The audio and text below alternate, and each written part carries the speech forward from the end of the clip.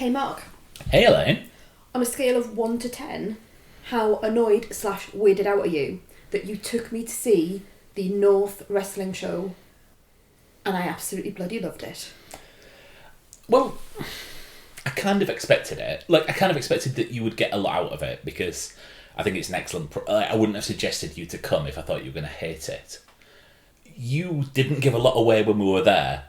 I think you were getting used to the arena and atmosphere, and so there was a few plate collapse, but you weren't sort of chanting along with everyone. I'm not someone who would That's chant. And yes. also, some of the chants, a little bit fruity. So it is quite difficult to walk into a new place surrounded by people that you don't know very well, Yeah. and to be in a new environment and suddenly starting to shout the C word at someone. A little bit difficult that, isn't it, sometimes, generally. I know you don't find it hard. I think I probably kept quiet for the first few times I went. Yeah, so anyway, for those that haven't listened to our other wrestling episodes, North is a local, over 18s mostly, wrestling promotion. They put on shows every month to 6 weeks, occasionally a little bit longer.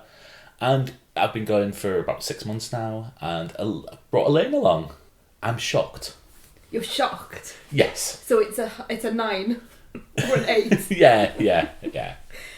Like you say, I know you wouldn't take me anywhere where you didn't think I would like some element of it. But I think sometimes you say to me, you're not quite sure with me how I'm going to take something, Yeah. or whether it's going to be quite overwhelming for me on a sensory level, or if it's just not... It's fine for one go, but I probably wouldn't do it multiple times. By the interval, I was trying to work out how I would be able to go so that you could look after Blake. And so I was thinking, well, maybe we could do it in some sort of you go one time and I'll look after him, and then I'll go the next time. And having suggested that to you, your face was a treat of no, I have to go. It's not your thing, it's my thing. Why are you trying to take my happy place away from me? Right. Yeah. But it's fascinating, isn't it? When we were there, I was saying how comfortable I felt, how the people were our people, and that's a very difficult thing to describe, but when you're walking into a place where the t-shirts have the same references that you love, the TV, the film, the cultural references, the diversity of the crowd as well, which is something that I'm really aware of because our son's a wheelchair user. So seeing other wheelchair users in the crowd just makes me feel really happy, because it makes me think of him as an adult being able to go to places like this and having that accessibility and having something that he loves, to be able to go to and to enjoy. So straight away I just think, well, this is brilliant. And then there's the atmosphere really reminded me actually of our wedding venue, which was in a brewery, and the North Wrestling is the show that we went to was being held in a local brewery as well. So it really reminded me of that venue, and obviously we picked that venue for a reason because that's where we feel most comfortable, and it just felt like us. I love the names of the beers on the wall as well. There was some really cracking names that again refer to pop culture. And then when the performances occurred, when the wrestlers came out, I realised, it suddenly dawned on me, and it's suddenly just almost like the coins fell from the eyes. I don't know if that's the right phrase, but that's the one I'm going to go for. I don't think that is a phrase. I don't think it is. I really don't think it is. But anyway, you know what I mean. Scales are falling from eyes. Yeah. But I still don't think that's the thing that I want to say. Anyway, the clouds lifted, and I then understood what you were talking about, because when you see it physically in front of you, when you see people doing sports entertainment, when you hear the slaps on the chest and I'm going, ooh, and people are slamming down onto this floor, and the floor's reverberating. So you've got that physicality to it, but also the comedy. Comedy of the performances and the acting and the way that someone builds up a character. And actually I could see that for good and for ill. There were some people who were really, really good at doing that, whereas others I felt, they're just finding their feet. So you can really sense it in the room. And when we came home on the way back, I was saying to you, it's this mix of musical theatre and stand-up comedy, which are two things that I find absolutely fascinating and really draw me in. So yeah, I loved it, and I think I love it in the same way that I love TV and film. You've often said to me that there's like this Venn diagram, isn't there, of people who love movies and people who love music and television, and then wrestling fans. And it all sort of merges together, and for the first time ever, I understood what you meant by that. Oh, I didn't realise it was quite so profound. Yes. I mean, I have to admit, like, there were times when I was like, oh my God. You know, when you bring someone to something and you sort of second guessing everything. The first match proper was a man versus woman. And I have in the past really struggled with those matches because sometimes if they're not done right, the visuals can be tough. I mean, in this case, you know, the women are shown as being equal to the men. But there is, in the back of your mind, there is always that little thing, and I think North do it really well. I think it is difficult in my mind still because the major promotions are, as of yet, not doing intergender matches at all. Are you worried about the misogyny? Are you worried about things coming out in the crowd of people? Not so much. It took me a long time to get the visuals of seeing a man slap a woman across the chest and stuff like that. Yeah. It's, and you know why, like, it can be done badly. I think North do it, have it excellently every time. I think the performers understand exactly what they're doing, and it's never played as it's never, the women are shown as equals to the men. So of course, the performers in question, Rio, is shown as being one of the toughest people on the roster and won a tournament a couple of months ago and that's why, you know, she is treated like that. You know, she's an absolute tough bastard because you see, you know, when you see the work she's done in ICW, which is a major promotion that's run out of Glasgow, she is shown as being absolutely tough, and like things that she has done have gone viral on and I'm like, I know Ria, I see her all the time. And you know, like, it's like anything, when you bring someone to something, you're like, oh God, I wonder what I think about that, I wonder what I think about that. But I'm really glad you enjoyed it. I loved it. I'm not stopping going, so we'll just have to find more people to babysit. That's going to be it then. And a really exciting new thing for us to do as well, because it's nice to find something that we can do together. I think. Yeah, absolutely. You know, and just find new ways of going out and about and doing new things. And I'm joking. I wouldn't go to everyone. Like, I know you will, but I'd love to go every now and again, and it's just a really good night out as well. That was my takeaway from it. It didn't go on too late, you know. Sometimes with nights out, like, can go on 11:30, midnight, that sort of thing, and we're like finished by 10, so we were able to get home, and it was just a really, really lovely night out. So thanks very much. I really enjoyed that. And then I enjoyed even more watching Money in the Bank, the WWE show that we watched on Saturday night. And previously, I really just didn't get it. I think it was maybe too big and too bombastic, and I didn't really connect with the performances. But having seen it in real life in front of you, I then got it. It was something happened. I then absolutely got what they were doing, what the commentary team were doing, the way that the crowd were chanting. Like, before I was like, why are these crowd chanting? You know, like people going like, "This is awesome" and stuff like that, or "Thank you, someone." And I was like, I just don't understand it. And having seen people doing that in real life, I know you keep saying, because I've said this to you before, you've got, it's not real life, but you know what I mean, in front of you, live in front of you. Yeah. Having understood the way that the crowd works in conjunction with the performers, I then got it. And I could see myself, probably in about 10 years' time, when I've got over my shyness, of, you know, maybe chanting along a little bit quietly under my breath, you know, that sort of, I can really, or in my mind I'm chanting along, you know, it just takes a lot for me to do that.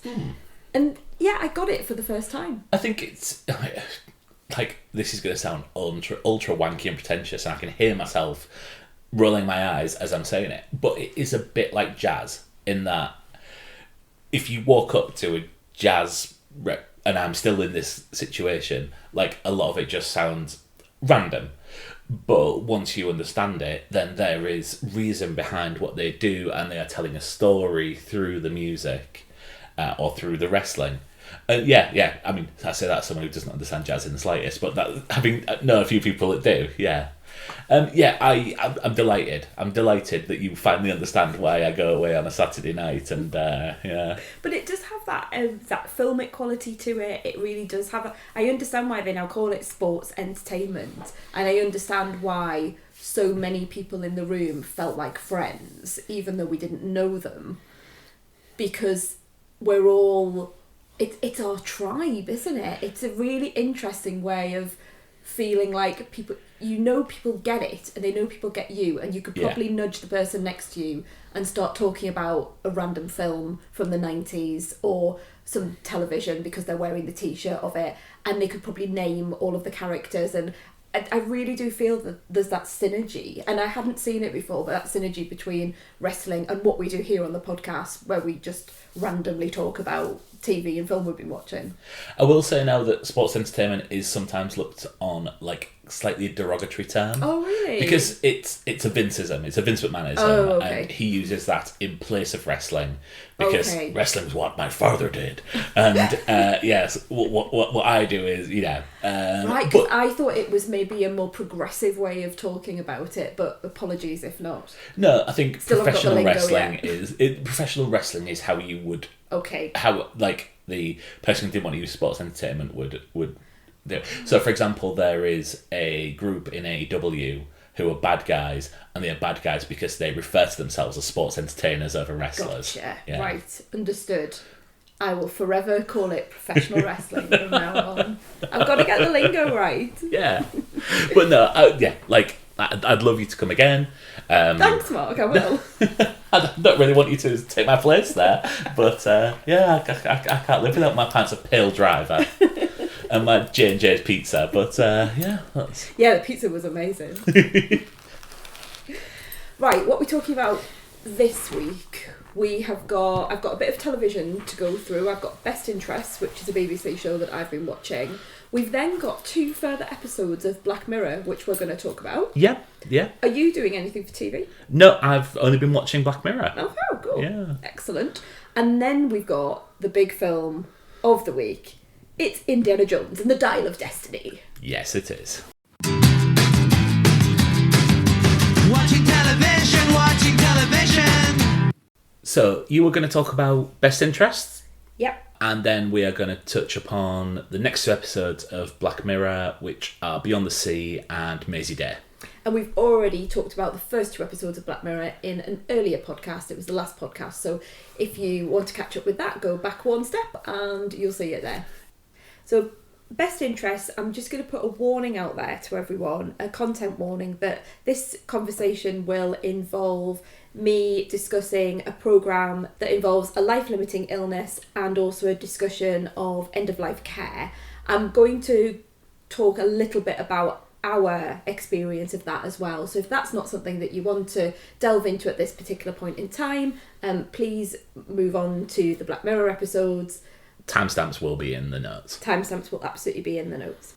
Best Interest is about Andrew and Nikki, who are a married couple, played by Michael Sheen and Sharon Horgan. Oh.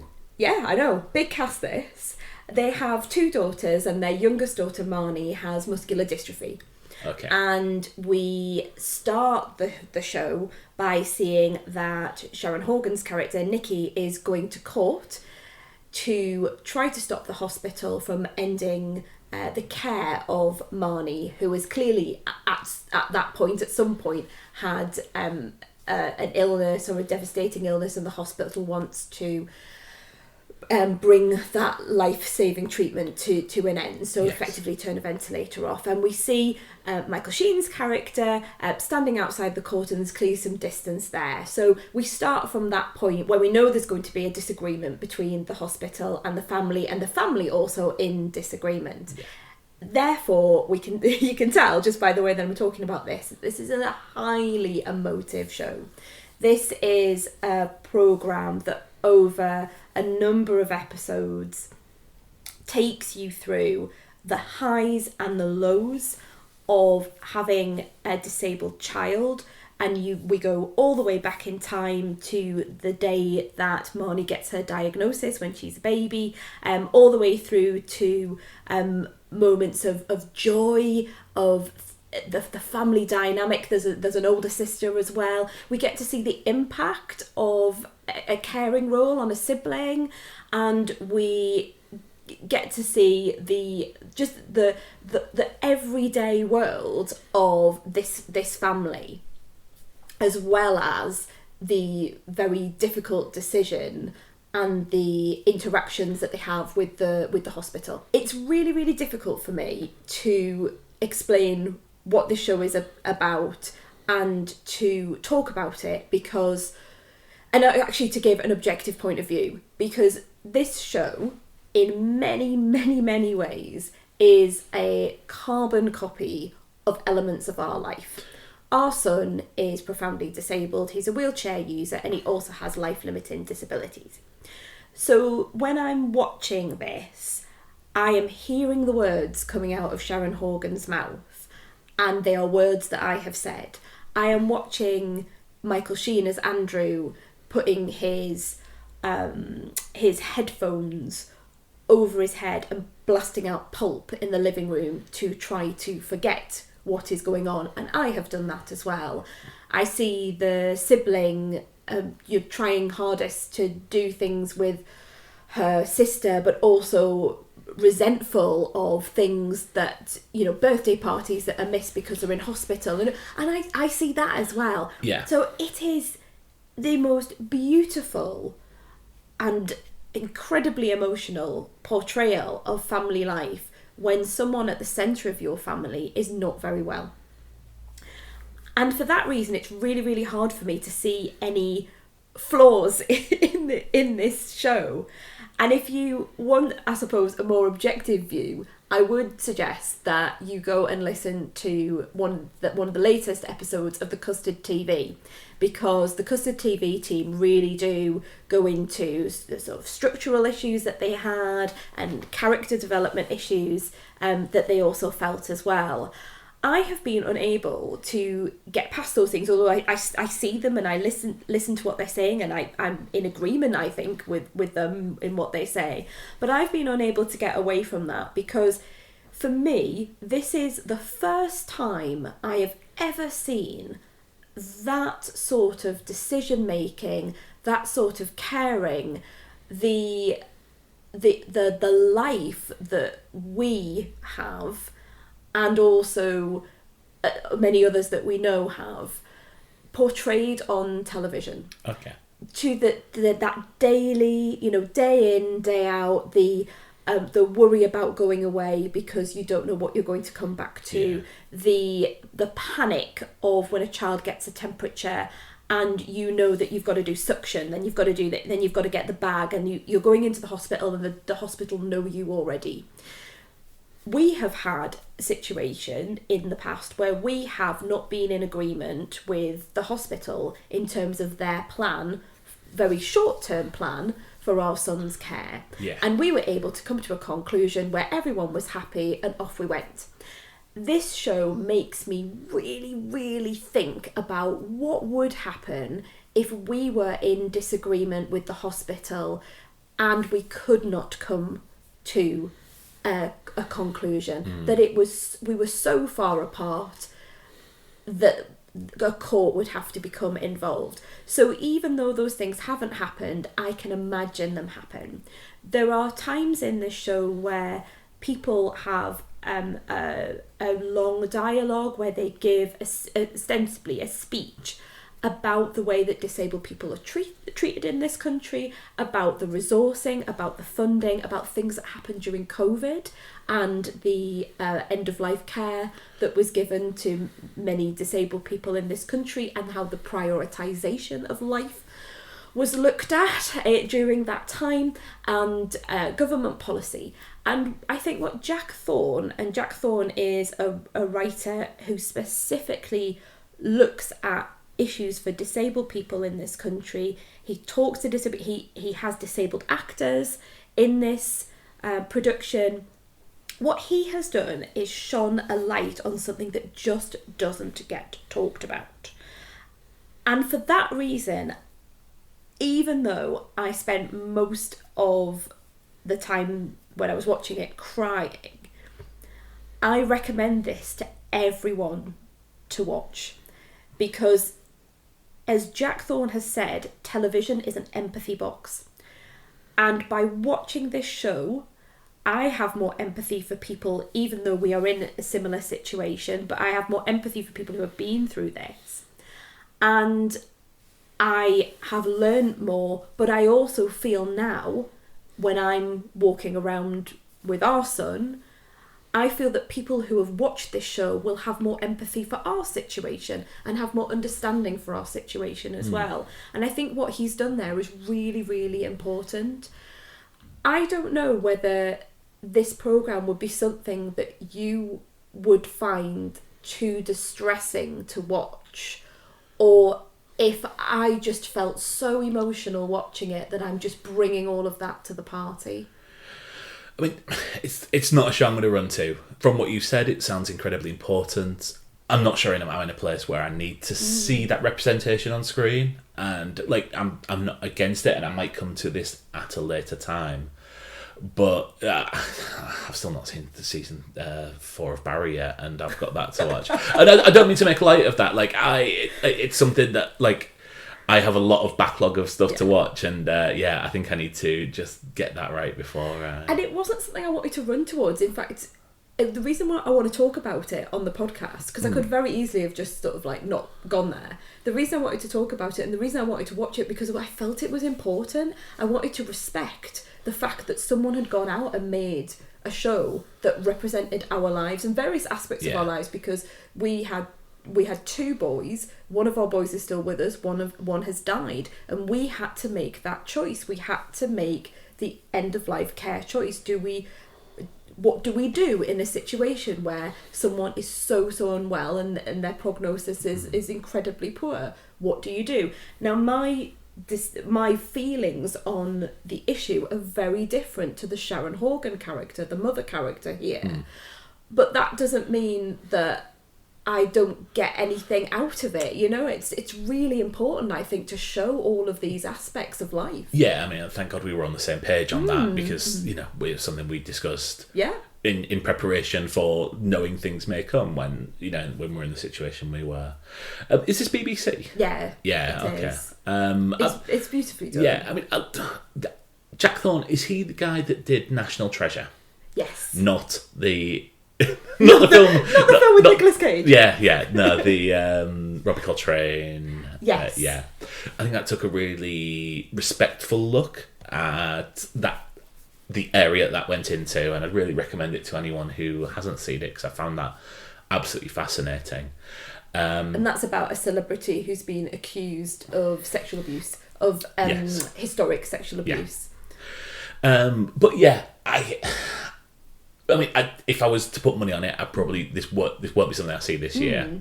Yes, I think you have to be quite careful coming to it, which is why I did all of the warnings at the beginning. And I don't think I watch horrible stuff all the time, like stuff that really other people would find distressing, and I feel this is very close to home. I think closer than those sorts of things. I mean, I have seen things that are close to home, which I absolutely would recommend you don't watch. Yeah, often not on purpose, like they appear in other things. Like we always say how it's annoying how many times our situation that comes out in other media and stuff like that. But I probably will check this out at some point, just because I feel I want to see it. But and you know what? Aside from all of the resonance with our life, which compel me to watch it, and I think the importance of it, just brilliant performances. I mean, God, of course it's Michael Sheen and Sharon Horgan. I'm not even talking about the other cast members as well. The younger cast members, I think, are brilliant. People who play the doctors and the nurses, they ring true to me. They absolutely ring true, having been in those situations. I've spent a lot of time in hospital with poorly children. Everyone is bringing their A game to this performance. So even if you can go into it and, you know, it's nothing to do with your life and you just want to watch it as a drama, I would absolutely recommend it from the point of view of you're going to get to watch some of our best people really, really doing excellent acting and bringing to life this really important story, showing all aspects of the decision making, all aspects of the approach. But yeah, it's a big recommendation for me, and I think this is bound to be high up in my top 10 when we get to the end of the year, thinking that it's June now and I'm thinking it's halfway through the year. I'm wondering what's going to be on the end of the list, but this is absolutely going to be on it. Okay. Should we touch briefly on Black Mirror? The Beyond the Sea and Mazey Day. Yes. Yeah. We previously did a spoiler section on Joan is Awful and Loch Henry, and I don't feel there is a need to do this because with these two episodes. Yeah, because I think everyone lost their shit at Joan is Awful. And then I've heard absolutely nothing else in the past 2 weeks about this. And I don't think it's part of the Netflix formula in that everyone watches the first episode the first weekend, therefore feels they can. And then everyone else is at their own pace all the way through and therefore shit scared about whether they're going to drop a spoiler or something like that. And it's odd, isn't it? Because I counted this week that I listened to an average of 6 and sometimes pushing 7 episodes of podcasts a day. So I will go through podcasts at an alarming rate throughout the course of my day. And to begin with, the podcasts that I listened to on TV did do Loch Henry and Joan is Awful. Yeah. And I was like, oh, this is great, I'm going to get to listen. And then they've just not come back. And everyone's just moved on to something else and something else. And like they're running stuff about beef and they're running stuff about, you know, like you say, Barry. And I was like, well, and you know what? It's fallen out of my head that they haven't even gone back to the other episodes. Because I've seen them all, and normally I'm craving to listen to what other people have said, and I've kind of forgotten about it. I think you're totally right. It seems to have just fizzled out. And I think I put this up totally on the Netflix model, and I think this is what happens. I mean, last season, I think most of the attention was on Striking Vipers, which was the first episode. I know on the season... There was one season where the first episode was Bryce Dallas Howard. Oh, I love that one. Nosedive. Yes, Nosedive. It's all about social media. Yeah. And I think the only time people mentioned another episode in that was San Junipero because it was very cinematic, and I think that was the first switch towards the kind of storytelling that happens certainly in Beyond the Sea in there, because that's a long episode. Yeah. Should we talk about it? So do you want to give a brief synopsis of what happens in Beyond the Sea? So it is... I'll talk about the first 2 minutes because I think we need to... I don't want to go anywhere beyond... No, absolutely. We are meeting Aaron Paul and his wife, who is played by not Rooney Mara. The other Kate Mara. The other Mara, yes. I think she's married to Jamie Bell, and there's my fun fact of the day. Yeah. Yes, that's right. And then we are also meeting... Please remind me what his name is. Josh Hartnett. And his wife, who I don't recognise. No, I didn't recognise her. It looks like to me like they're living in a past 50 years. Yeah, I think it would be like an alternate 1960s. Yeah, my feeling. Yes, yeah. I mean, that makes sense. A couple of things I mentioned, which you go, oh, okay, what's that? And then we go into... I mean, to me, this is an episode which talks about how you represent yourself as an avatar of someone else online. Every Black Mirror episode is almost like a mini episode of The Outer Limits or something like that. But Twilight Zone. Twilight Zone is a great one. Yeah, for me on this episode, I could have drawn out what was going to happen all the way through. It ends up getting dark. I thought it was going to go darker. There is a plot device that is used, and I thought they could use more ambiguity about who is talking. And I think if anyone would see that anyone who's seen it will probably understand what I mean. I hope that you do. Yeah, I do. Whereas I think in the representation that was on screen, it was known who was talking at any given time. But I really enjoyed it. I think the performances were excellent. And yeah, what were your thoughts on I that? hated it. I Oh, absolutely hated really? it. And I can see that lots of people are talking about how it is the best episode or one of the best episodes of this series. It's one of a longer one. It's one of the longest, isn't Absolutely. it?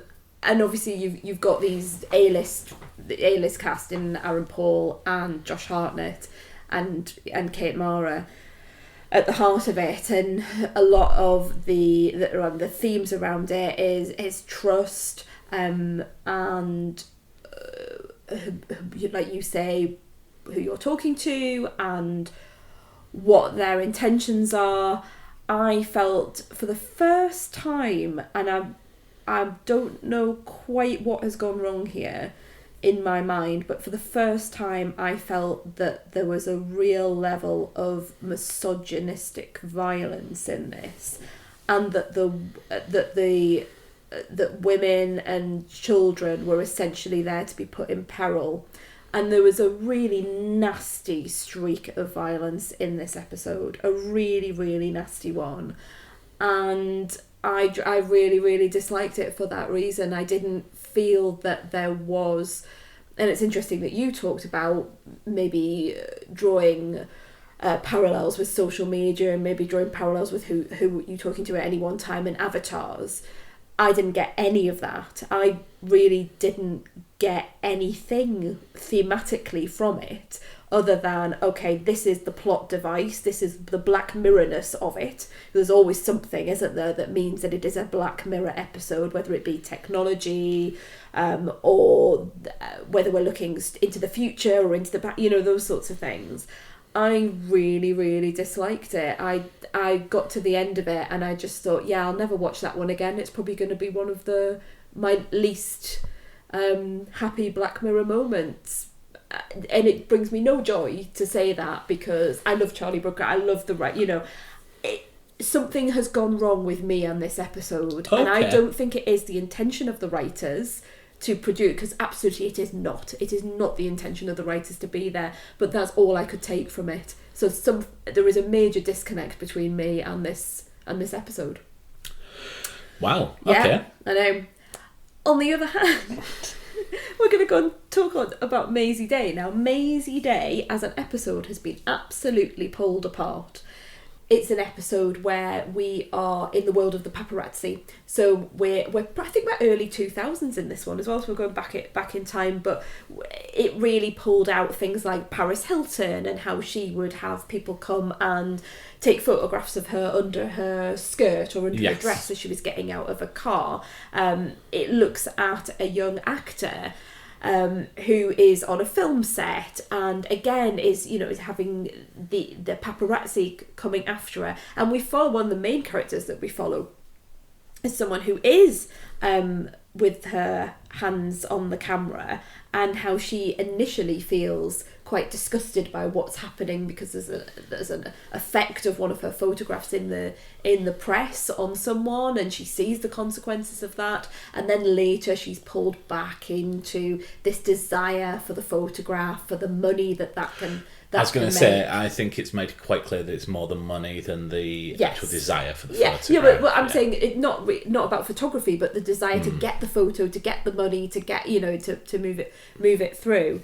This has not been well received, and I absolutely loved it.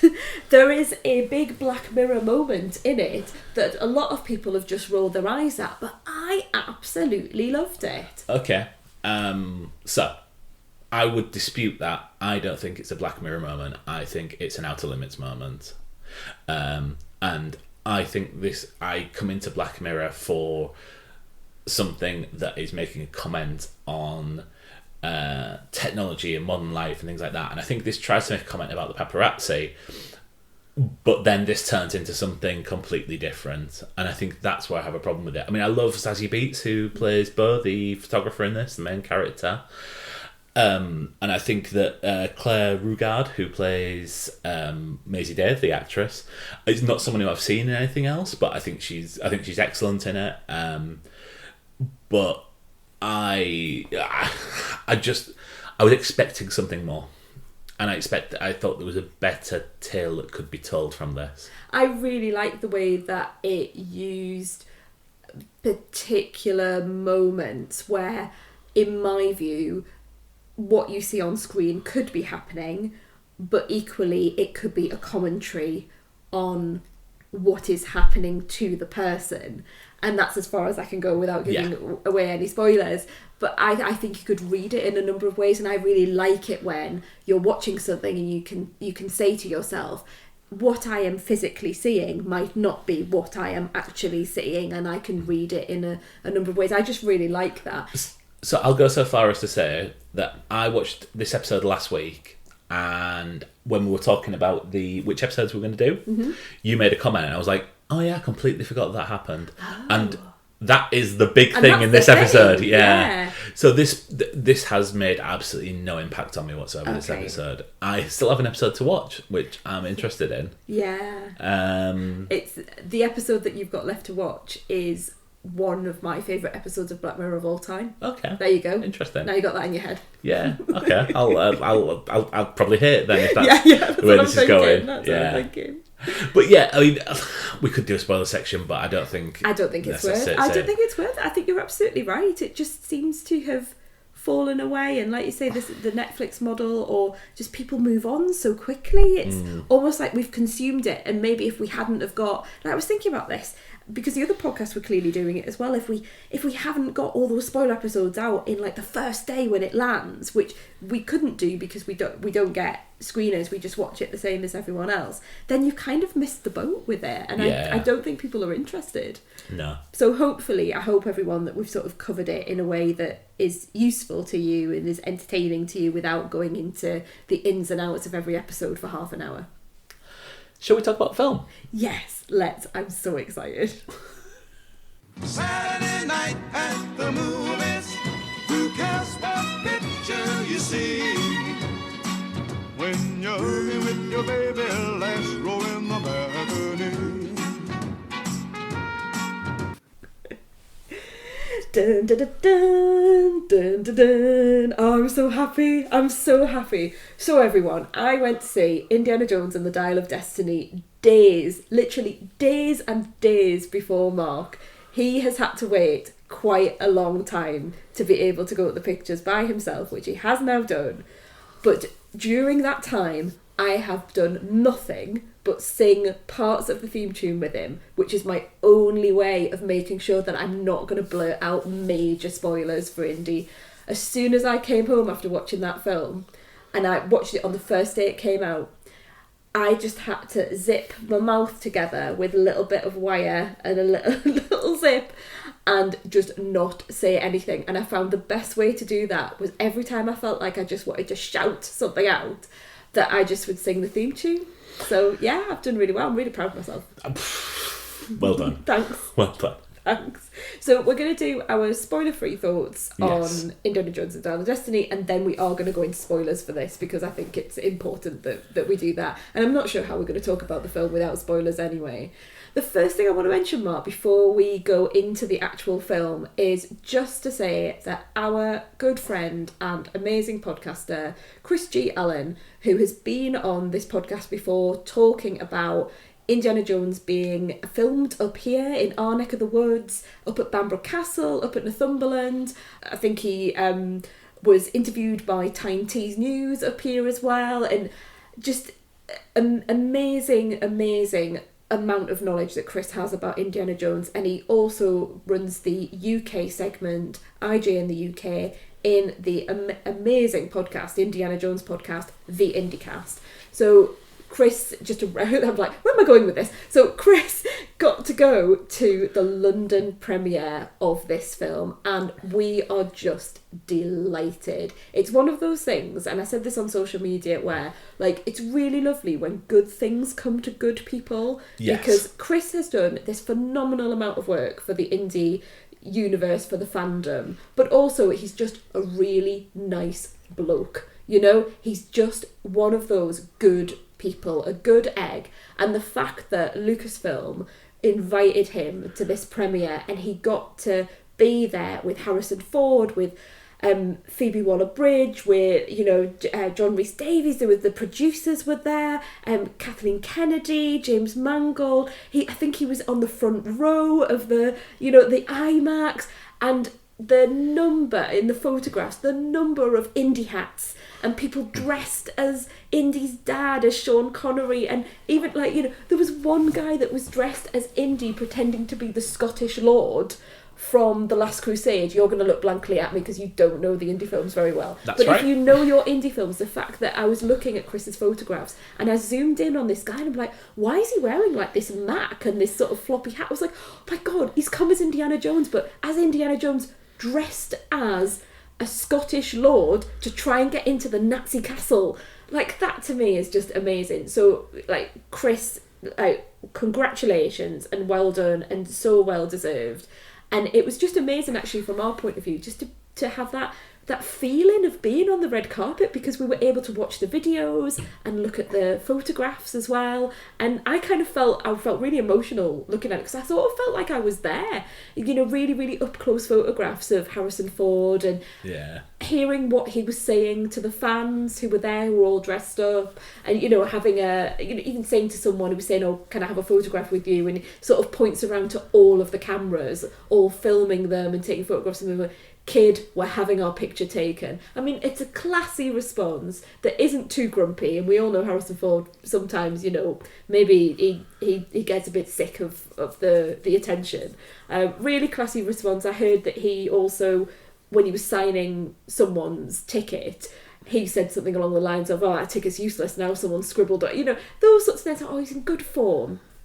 And I just loved it. I love the fact that Chris and his wife Alison, hello Alison, were there, and I love the fact that we could kind of come along on that journey with them as well. Ride along their coattails. And, I mean, look, I text Chris to say, oh, I hope you have a good night, and he was, or I can't remember whether I texted him before or the day of or the day after, and you could just see the enthusiasm, just like so excited, sending me pictures.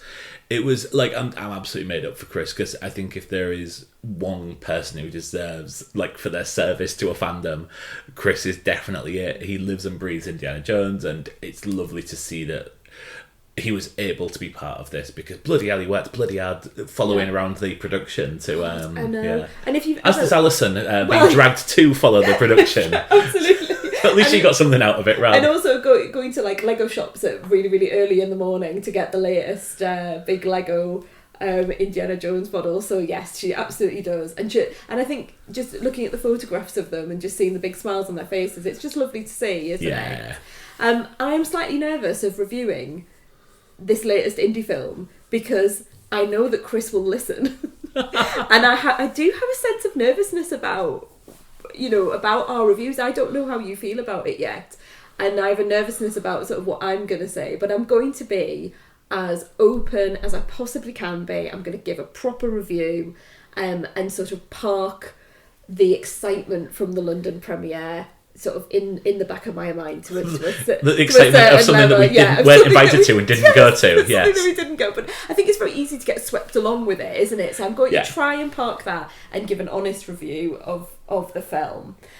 Do you want to start first, or do you want me to give you my feeling on Indy and the Dial of Destiny? I keep having to say it just to try and get it in my mouth. I mean, I'm interested to know where you go first, because you're far more familiar with the films than I am. I have seen each of the 3 previous films once, and I saw a fan film which was released in the mid-2000s, which was appalling. I think they must just cut together something from other films that's made. It's not that bad. Kingdom of the Crystal Skull is not my most favourite indie film, obviously, but I don't think films where you've got a trilogy that's so tight in terms of its timescale, it's very much of its time as well. It's that 80s adventure, and they all look the same as well. They're all using those practical effects. I think it's really difficult when a period of time, and a long period of time has passed, and the way that films are made, the way that films are filmed and produced has changed, and your cast have also got older, and some have died, and I do think it's really difficult to recapture what has gone before. So I give Kingdom of the Crystal Skull a pass in terms of those things, but I absolutely, if I'm going to stick any of the indie films on, it will be 1, 2 or 3. It will be Temple, Raiders, Crusades. They are the 3. That's the trilogy for me. Probably in the way that people think about Star Wars, I suppose. So I think my opinion is that I've no problem with it on a production point of view. I just think that the storyline was not in keeping with the rest of the trilogy. I don't have it. Like I say, I don't hold. I hadn't seen any of these films until 2008, which was a bit of hilarity in that I'd never seen any non-Star Wars Harrison Ford film until then. So I used to get people coming up to me and going, "Oh, yeah, but no, you will have, because you've definitely seen Raiders of the Lost Ark." It's like, trust me. If there was a film that's going to sneak by, it's not going to be the most famous film of all of his most famous iconic Sorry, roles. I'm going to do it to you now. So you haven't seen The Fugitive? No. Or Witness? No. Right. Okay. I mean, look, again, like I say, if I was going to say that, it would be like American Graffiti or... or like Clear and Present Danger. No, I hadn't seen them. Oh, is he in that one? Yes, he is. Oh, is he? Well, he's in Patriot Games. Patriot Games, that's what I'm thinking, yeah. And Clear and Present... He's not in...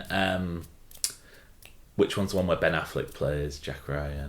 See, my brain's... No. That might be Clear and Present, but anyway. Yeah, anyway. Yeah. So I'm just bringing about what people say to you yes. many years ago. Okay, so here's my this is not a spoiler for Dial of Destiny, but here's where my cards are. And obviously I bring all of this baggage with me. I don't think it is as poor as Kingdom of the Crystal Skull, but I still think there is some way to go to capture the magic of those first 3 films. I felt that some of the plotting was not up to scratch. I did not like the MacGuffin. There is a MacGuffin shown at the beginning of this film that you kind of leads you to believe that might be it, and it's a bit of a switcheroo. And I would have preferred them to have gone for that MacGuffin rather than the one that they went for.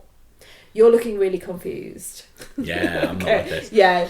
So I've not listened. I've literally just come out about 3 hours ago and then watched Cricket since. So I've not listened to any reviews.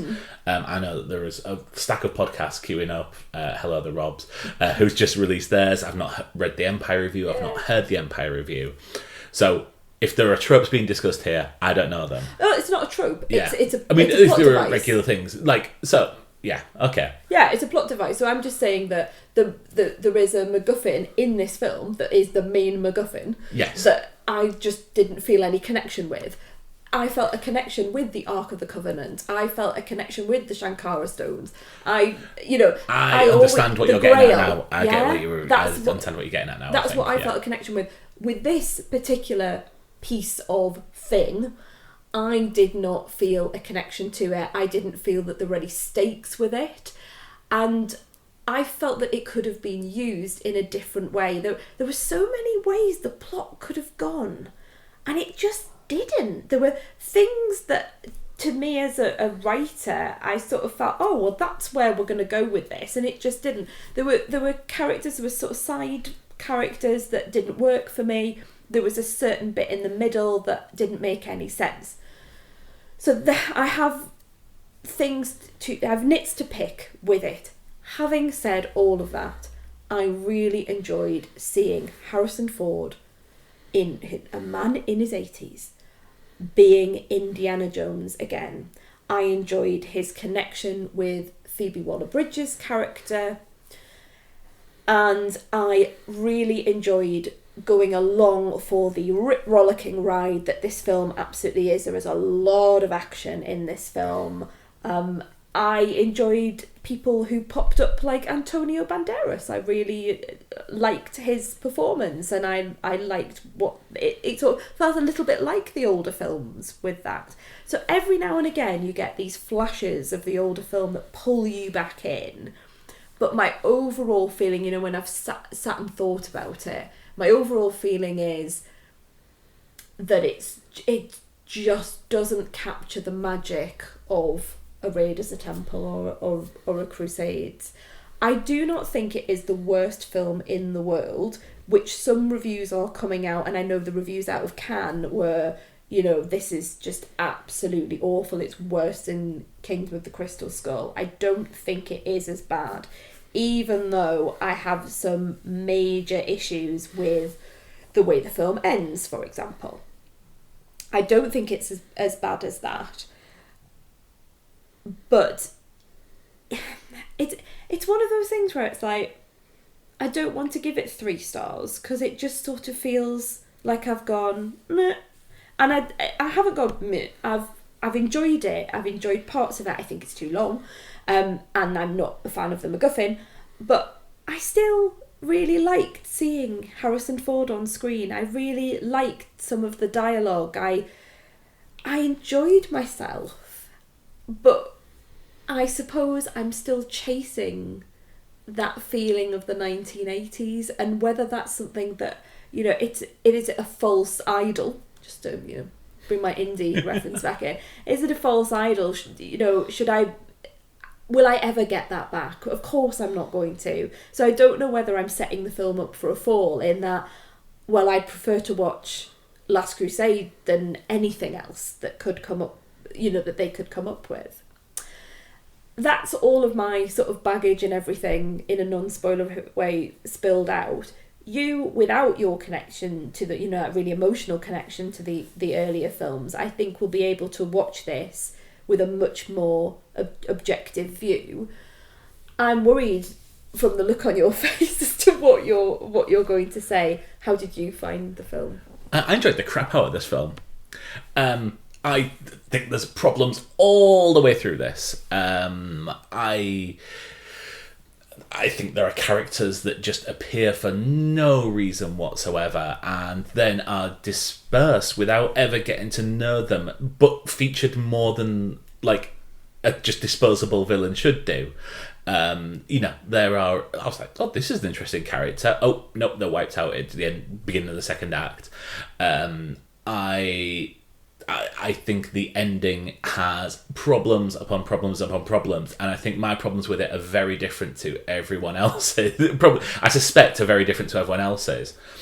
However, I enjoy spending time with Harrison Ford as Indiana Jones. I think that the action sequences, especially the front-loaded action sequences, so the prelude to the film and also the one that takes place on the streets of New York, I think are excellent, and I sat there smiling all the way through them.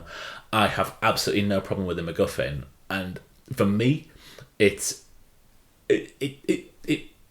somehow goes from also being a MacGuffin but also a Chekhov's gun, in that I am waiting for that gun to go off until the third act, and when it did, I was happy with the resolution to that. Shit that happened once that had happened, I have a few issues with, but only minor ones. But yeah, I think this is the third best Indiana Jones film. Really? This is better than Temple of Doom for me. It's better than Temple? I don't like Temple at all. I mean, Temple is problematic now. I think we would do things very differently. I've got no problem with it on a moral thing. I just think it's just the woman going around screaming and Willie in the jungle. Willie is fine. Leave Willie alone. She's absolutely fine. Things never before or said on this podcast. Yeah, I think it's a high 3. I don't think it's as good as Guardians of the Galaxy Volume 3. I think it's some way behind Dungeons and Dragons for drama adventure films this year, but it's better than a lot of things that I've seen. It's better than what was the film I went to last night? Last year, might have been 2 years ago, with Mark Wahlberg and Tom Holland.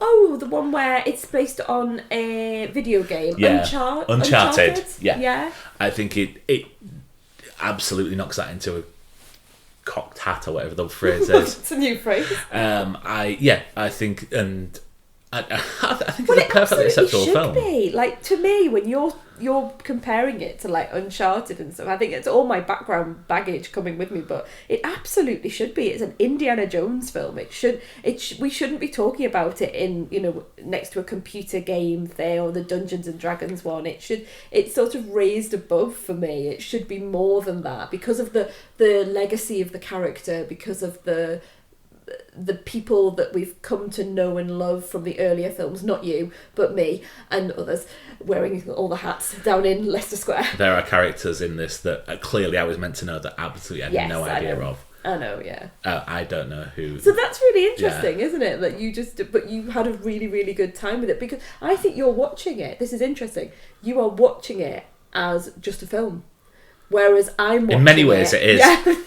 But I'm watching it as my childhood back on screen and all of that comes with it. Where you're just going at the pictures and you're comparing it to Guardians of the Galaxy film. Like, I would never think of comparing it to other films. I wouldn't want to compare it to other films because of that connection that I have with the character and with the people and the language of that film.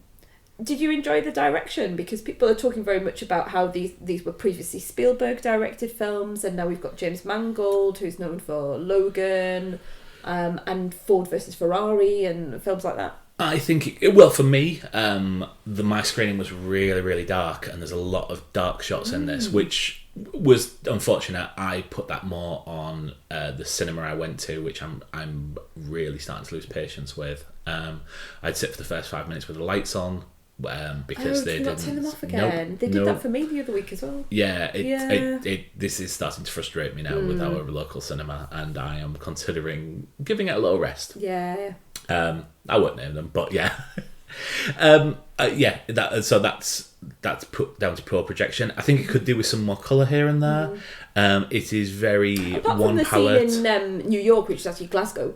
That was very colourful with the ticker tape and. I still think it was very. I would disagree that. I think they could put more colour into that scene, and that's what I was hoping for.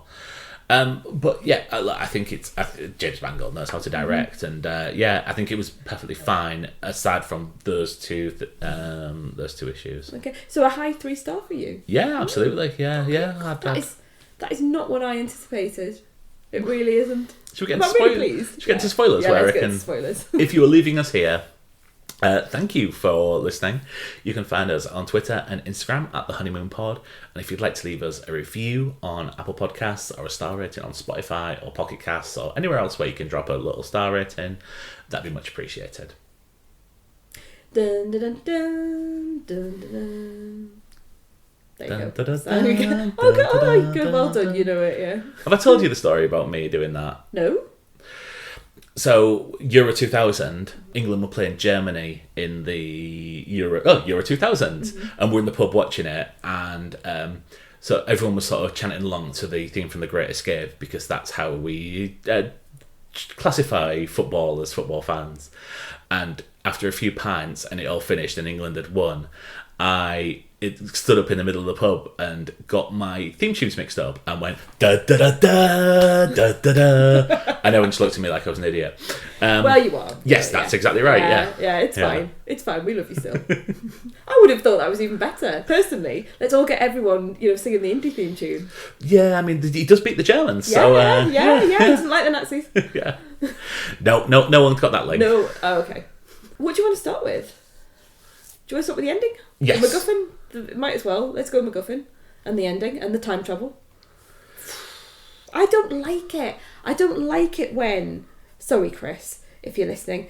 I don't like it when it does this sci-fi stuff. I like a good religious artefact. Give me the power of God. I much prefer that. I find that scarier. I find that more like, woo, when it's an alien skull, which I just did not like that at all. And when it's this, which is time travel, which they talk a lot about, it's mathematics and it's physics and it's not magic. I just switch off. And at the beginning, what I was trying to say to you was, in the non-spoiler section, at the beginning, they're on the train where the Nazis are taking everyone's belongings. Yes. And they find what I think is called the spear of something, and it's essentially the spear that pierces Jesus when he's on the cross. Yes. And that I'm sure it was meant to be the spear of destiny, but anyway, Chris will know. And that to me is just much more powerful. That idea of the connection with Jesus Christ, with God, with the Lance of Longinus. That's it. Thanks, love. That to me is much more powerful and much more like, ooh, what could it and how, and is it something like with the Ark of the Covenant where we're like, oh well, you open it up and nothing's going to happen, but then of course, everything happens.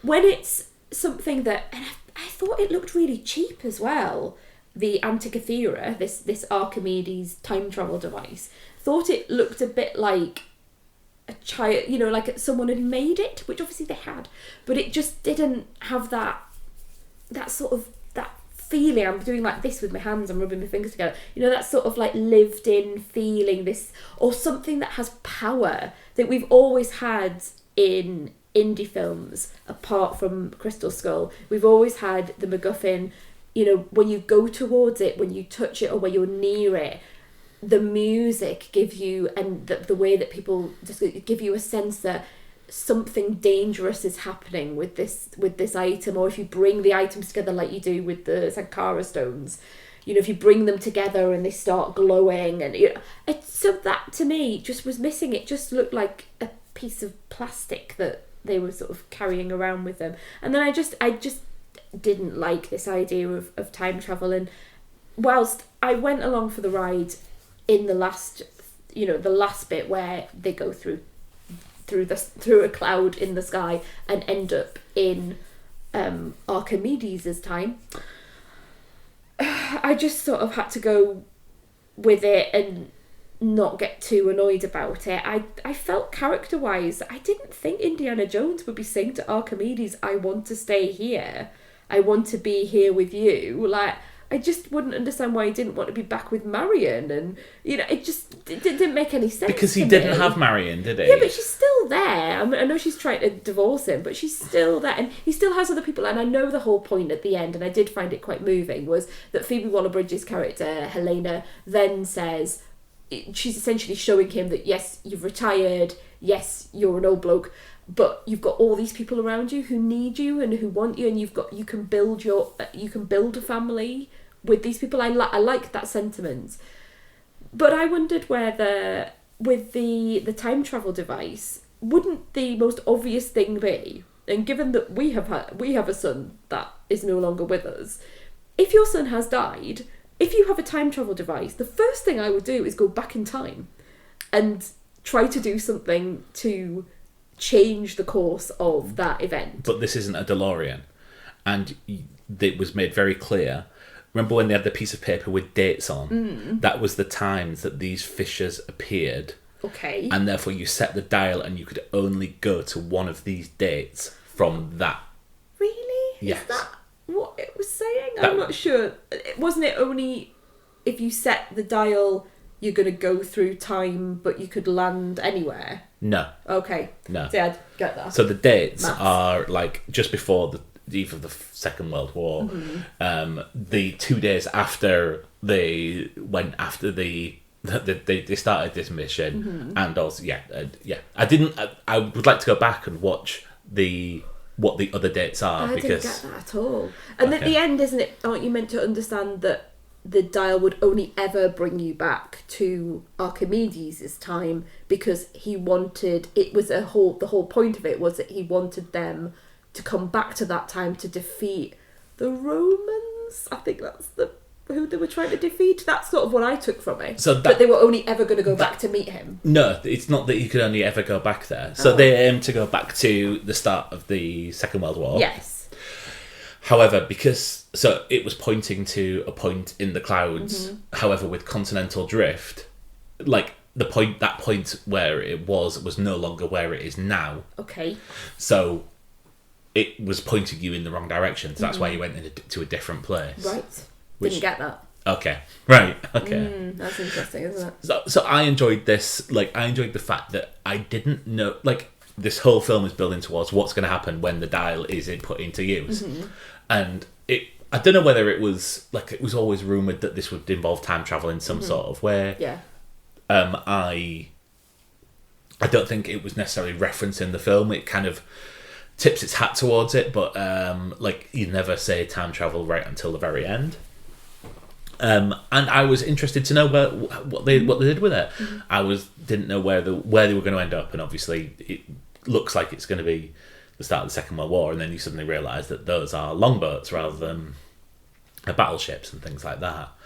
The problem I have is the final sort of 10 minutes of this, where so he goes, he sees Archimedes, he just says he wants to stay.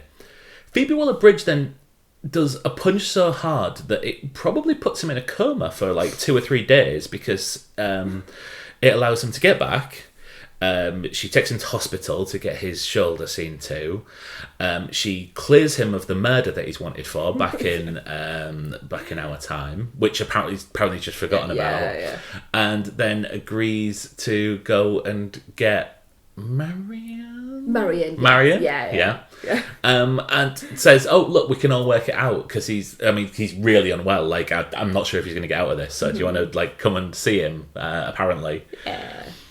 Bad news for thingy, isn't it? What? Shia LaBeouf. Yeah. I genuinely thought they were just the only reference was going to be that film report on him where it's like he lost his son, but obviously that plays into a little bit into the wider plot. Yeah. I think it does, and I do think there's part of me that thinks, well, that in real life, young men went to Vietnam and they died, and I think Mutt would probably be the sort of person who would sign up when he would go, and he would, and it's interesting that Indy at one point where there's a stop the war sort of protest in the moon landing, and then he starts chanting one of the slogans, and I thought that went in really nicely, and I liked the parts on the boat where he's talking to Helena about I would stop my son from enlisting, and I really like those moments, and perhaps I feel less strongly about them because of my thoughts on the way that the dial works, which maybe isn't how it works. So I sort of put that to one side now. But yeah, I think it is. I personally think it is a shame that character was introduced in Kingdom Skull. In any event, I've never really been a fan of the whole, oh, I had a child and I've never told you, because he was another character to just put into the mix, and I don't know whether they were trying to find someone who would take on the mantle and go forwards. I think I would have just preferred for that not to have happened, so that now we don't have to deal with this issue. I don't know, I have real mixed feelings about it. I can understand why they're doing it, because the casting of Shia LaBeouf, he's got a lot of personal issues going on. He has come out and said, he has not behaved well in the past, and I think there are some court cases going on as well, or at least some things happening there. So I can understand why, but they could have recast. They could, they could recast, as an older version, because time has now passed since the other film. I don't think anyone was clamouring for a Mutt. No, I agree, and I think that And I'm so glad that they picked the Phoebe Waller-Bridge character, which I think I really enjoyed her presence on screen. Yeah. And I think as someone who is kind of interested for her father's legacy, but also really fucking interested in the money, I thought that was a nice little spin on it, wasn't it? Yeah. I still don't quite get her motivation around this. Well, I quite liked it. I quite liked the fact that it was really complicated, and you could see her grow, and you could see Indy being the godfather they should have been for many years. I really liked that bit where she was like, if only I'd had someone who had this role that was given to them, a responsibility that was given to them, who could be a father figure for me. So you could see maybe if he had been around more, she wouldn't have felt the need to, go off with criminal gangs and to become this person who sells the antiquities. It was absolutely the total antithesis, isn't it, of what indie is. It belongs in a museum is one of his phrases that he comes out with, and she's absolutely not putting those things in a museum. She's selling them for as much money as she can. When I realised that's who she was, that it wasn't like a double bluff, when it wasn't oh, actually she's a goodie, in inverted commas. I thought, oh, brilliant. We don't have this. Now I'm not sure if I trust her. I think she's going to give him a run for his money. It reminds me a lot of the prologue to Last Crusade, where Indy meets the man who then gives him the hat, and he's the guy who is, digging in the mines and finding it's the cross of Coronado, I think I'm going to say the word wrong. Anyway, he's got the cross, and he then he's trying to get it years later, and he says the line again, it belongs in a museum. And I really like those throwbacks, and I love the way that she was talking about, her father and how he was driven mad by his desire to find this magical thing, which is absolutely going along the same lines as Crusade again with Indy's father, and they have lines about that, and I really like those throwbacks to it, and those are the things that I like, those moments, and less about the actual MacGuffin. There is a part in the middle which involved the CIA and Mads Mikkelsen's character that I did not enjoy, and I felt could have been really, really cut out, and just was, Boyd Holbrook's in it as like his henchman. There's a big guy, which I think is meant to be a play on the characters in the other films that are like just the big non-speaking characters that are very powerful and scary, and then there's the CIA operative who comes up, and I thought, oh, this is going to be interesting, because there's another woman, what's she doing? And she seems to be being nice to the German man, who's a Nazi, but also not really trusting him. And then I don't know whether this is what you were alluding to in the non-spoiler section, but she is just disposed of. Yeah, she's just shot, and that's the end of that. And I never really understood where they were going with that plot line about the CIA and meeting the president. I'm not convinced they are the CIA. I thought this was going to be something. I also thought at one point that Mads Mikkelsen it was going to turn out that the person that when they went back in time, that the Mads Mikkelsen that we saw in the prologue was like a later version of the one that we see now. And that's why he couldn't remember meeting him, because that's because he hadn't met him yet, and so he actually did die in that. But no, that never paid off in any way. And in some ways that might be more interesting, but at least they didn't. I really, really was fearing that they did the Prisoner of Azkaban ending with and we saw like, oh no, Buckbeak isn't really dead, and but I know what you mean. But you've made me feel much more positive towards the film, actually. That as I'm talking to you about it and I'm remembering scenes. There's another one as well that when they go in the water, I really enjoyed that. I mean, looks like a hell of a lot of fun. I could hardly see sort of Harrison Ford, which I think might, because we're in the same cinema, that might be the darkness in the screen, and I was getting a bit annoyed that we didn't see him in a brighter light. It was tough to know who was who. It was, but I loved that, and there was a sense at that point of jeopardy, not because I knew the Nazis were coming on a boat, but just the fact that they were in the water, they were going really deep into the water, that they weren't quite sure what they were going to find, that the kid was on the boat, that he couldn't swim. There's a lovely callback that I actually went, when the kid defeats the big fella with his handcuffs. Yes. He handcuffs, which I think, that's a horrible thing to think about, but he handcuffs him to the, under the water, and then he goes up the water, he arrives up at the top, and then he does this like pull, and he repeats the words. It's something like forward and pull and forward, or something like that. I've only seen the film once, but essentially what Antonio Banderas' character says that you do to swim. So you put your hands forward and then you push the water back, and you put your hands, and he repeats that. And I thought, oh, that's really lovely, because obviously we know Antonio Banderas' character's died, and that's it's a lovely little throwback to him learning something from that guy. Did not get that in the slightest. I mean, I genuinely went, oh. I mean, I was waiting for the card trick that Phoebe Waller-Bridge's character does, like on the boat. And she's like, oh no, it's not a trick deck. I just can force the person to pick the one I want. I was like, that looks like something that's going to come off in the third act. Nope, right. not in the slightest. I just wonder, from a screenwriting perspective, whether there have been all these little bits. Because you're right, there's various little things where you think, oh, I thought it was going to go that way, or I thought it was, and not in a way that makes you think, oh, they've been really clever there. More in a sort of, oh, that's been cut out, or that's been changed, and they've forgotten to go back and retrofit. I don't think they'll have forgotten to go back, because there were test screenings of this, and someone might go, "Oh shit, yeah," but but you're absolutely right. So plotting, I think there's a lot to be desired, but you're right in terms of the feel of the film and the action and the adventure and spending time with Indy. I really enjoyed it, and I like the new kid character. I like the new Short Round. That's annoying in Short Round. Yeah, you really don't like. Despite the fact that you don't like Short Round or Willy. You've got really something against Temple of Doom, haven't you? Yeah, absolutely, because it's the second worst Indiana Jones film.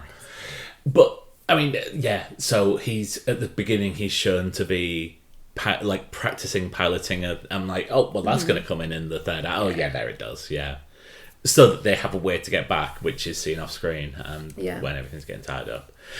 Like I said, I have major problems with the last 10 minutes of this, but look, I think the action was fine.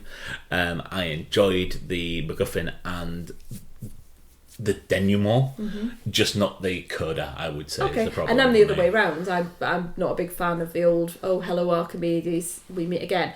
And I really loved the emotional payoffs at the end. I didn't care that I just didn't want him to stay there. I just thought, this is not right for the character. He shouldn't be staying here. He would absolutely want to come back and live in the present. And I know it's a thematic thing about, living in the past and a man out of time, but I wanted him to live out his days with, Salah and to get back with Marion and, all of that, or to at least work it out with Marion, to come to a to try and heal it can heal grief, but you know what I mean, to try and come to some sort of moving forward in their grief. I really like that last bit. Do you think there's going to be another Indiana Jones film? I hope not. Yeah, I hope not as well. I think maybe it's time to bring it to an end. I mean, let's face it, Harrison Ford is not a young man now. No, but he looks bloody good.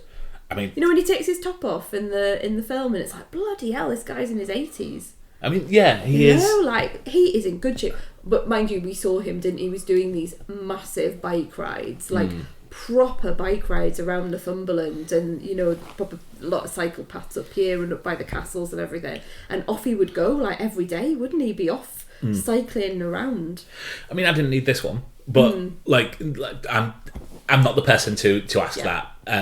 I suspect Chris will take them every year for the next 20 years. I'd like to speak to Chris. Chris is getting a lot of mentions on this. I'd like to speak to Chris about, because I think he would understand it a bit more, having seen it at the premiere and I've been seeing it again. I wouldn't mind watching this again to try and pick up on some of the things that I think that I've missed the first time around, like your questioning of the numbers on the dial. I might be wrong about it. There is definitely a list of days, and I assume, and one was 2 days from now, and that was my understanding was that it was 2 days from now, because that is when they can only go through. And they say, look, it's going to close in a few minutes, which then they spend ages talking to Archimedes. But Mr. Archimedes, he's not the historic character that I'd want to spend time with. Who would you want to spend time with? Henry VIII, obviously. I mean, I didn't even take a breath then. Yeah. It wouldn't be the timeline I'd go for. But, I mean, you've only got so many... So many what? You've only got so many, days to... you've only got so many choices. Oh, you mean, I couldn't just spend the whole of the Tudor period with it? You'd have to just, spend a day. I mean, you'd find a day. I mean, you would be beheaded within a couple of days. I'd go and rescue Anne Boleyn. That's what I'd do. Anyway, let's move on. How would you do that? Why would you do that? I'd find it because I'd have the power of knowledge of the future, and I would use that in some way, but I cannot tell you how, because I haven't thought of how. But I would use my cunning and my wile to... I think Lady Jane Grey was more willing Oh, it was of very your... sad. Yes, very sad. All of them. Catherine Howard. Let's move on. Maybe Indiana Jones and the Six Wives of Henry VIII. I mean, that's a That'd bit be of a film. spoiler as to how the film ended up, if That'd that's the be a case, film, yeah. Notice how they didn't go Yeah, Indiana Jones and and the travelling back to Coming Archimedes to see time Archimedes. Hello, Archimedes. in the third act, yeah. That might give the game away. Look, I mean, the other thing was, the final... I was not interested in this very much at all. I thought the final trailer really suck me in. I thought we've concentrated on the relationship between Indiana Jones and Phoebe Waller-Bridge's character, which I will continue to call Phoebe Waller-Bridge's character. Helena. Yeah, thank you. Yeah, that'll do. Yeah, and my worry was that they had shown too much in that when we were getting to like halfway through the film and we're still not seeing them dangling off a plane, and I'm thinking, well, we're gonna have to find it sometime soon. But I think they did really well to not show where that plane is at the time, and I mean, because God, it must have took them so much restraint to not go, God, there's fucking time travel in this one. Yeah, and I think a lot of people kind of knew it, didn't they? I mean, there was a yes. suggestion of it, but and I think the Dial of Destiny just kind of gives it away a little bit. Still a bad title. It is a terrible title. Right, let's finish there. Yes. Well, like I say, thank you for listening. Thank you. And I don't know what we're going to come back with. Oh, we'll have to think about something, There's a lot of things coming out soon, isn't there? Yeah. Well, we've got Oppenheimer and Barbie. Are they coming out on the same day? Yeah. Yeah. That's going to be a busy weekend, isn't it? It is going to be a busy weekend. You go, I go, you go, I go. Yeah. Are we going to do a back-to-back double review? Oh, I don't know. Are you We'll interested in just have both to of see. them? Yes, only because everyone else is going to be talking about it and I'll want to be part of that conversation. So yeah, I mean, I'm more interested, and this is just the way my brain works, I'm more interested in Oppenheimer and the darkness of Christopher Nolan than I am of Greta Gerwig's Barbie. Because I'm not quite sure what I'm getting with Barbie. And I'll probably love it. It's very bright and exciting on the trailers. That is the very reason why I'm more interested in Barbie.